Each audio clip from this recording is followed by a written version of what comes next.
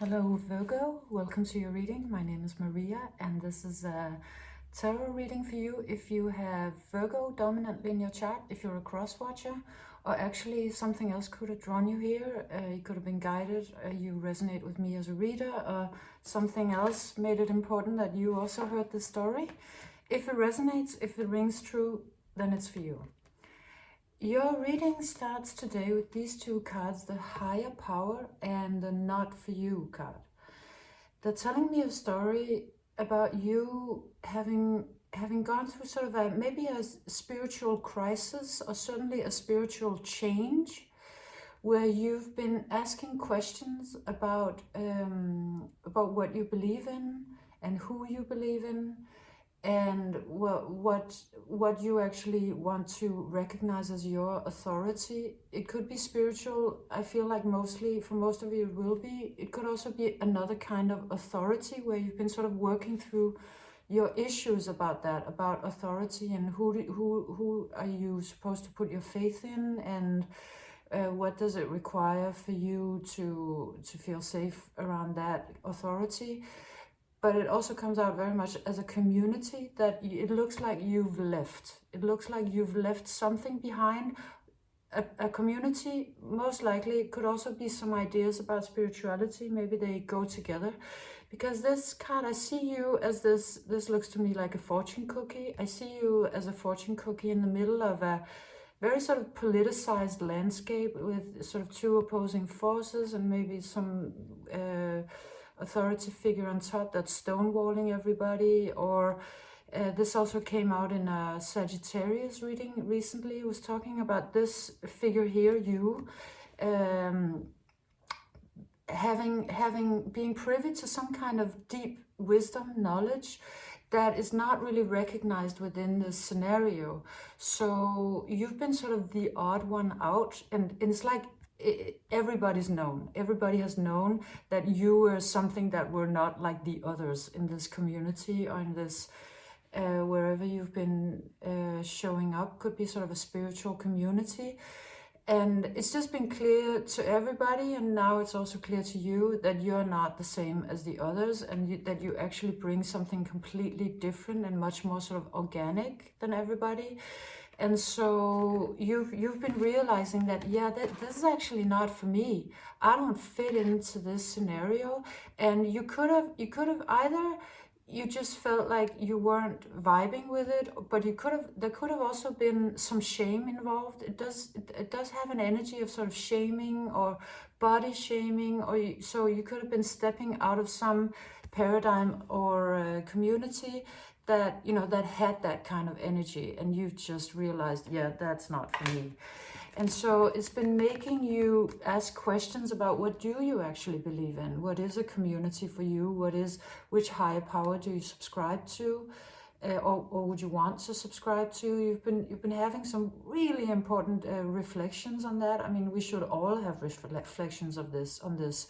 So that's what you've been doing, and of course this is incredibly important. And it also looks like you've been leaving something that, I don't know if you've been leaving it completely. You could have just said, yeah, I'm putting that on the back burner for a little while, because I actually need to practice another kind of spirituality. And what you're practicing then is, this card comes out, it's called Treat Yourself. These cards are in Danish.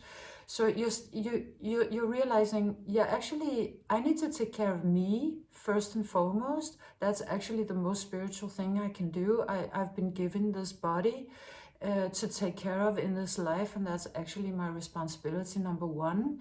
So it could be sort of your body or your home, or something very close, intimate, personal to you, that you realize you actually want to put more energy into. And maybe you're also having a realization that being in this community or in this paradigm is actually not very loving. It's not very nurturing. It's not very loving to you. Nobody's really feeling very loved in this scenario, but you're realizing, yeah, actually self-love starts with me, and it starts with my relationship with my body and with my home, with myself, all of it. So you're doing an incredibly brave and profound thing, and you're really understanding something very, very insightful about, about God and life and human life and spirituality, because of course, your higher power would want you to take care of you first and foremost, and then from there a flowering in the rest of your life, and a flowering to sort of that's also encompassing everybody else. So it's really beautiful. You're doing this beautiful piece of work, and sort of this changing of your understanding of what is important, and you're finding the courage to prioritize yourself. And then these two cards come out. They're called Acceptance and Action. And they have a message of maybe a little bit of a spiritual confusion, because of course you're stepping out of something, so you have a little bit of time where you try to find out, okay, which things do I need to accept and which things do I need to act on, and maybe having a little bit of an inner discussion about it, and also probably having a certain amount of anxiety or discomfort, because of course you've been, just the motion of taking back authority to yourself and saying no to maybe something that was telling you, yeah, this is how you should live life, and this is how you're a good person, and this is how we do it. To move away from that is of course in some way a little terrifying.